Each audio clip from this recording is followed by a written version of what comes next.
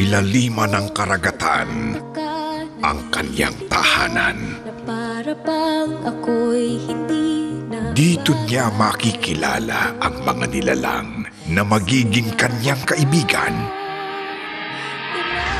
at magiging bahagi ng kanyang buhay. Sarili ko, sana lahat tayo'y nagkakaintindihan. Sana wala tayong Ngunit hindi niya maitatanggi na sa kanya ay may kakaiba. puso natin ay buksan.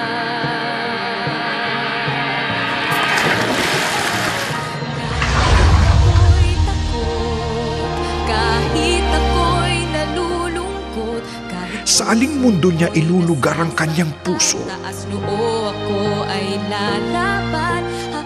Kailan niya mahahanap ang pagtanggap na inaasahan?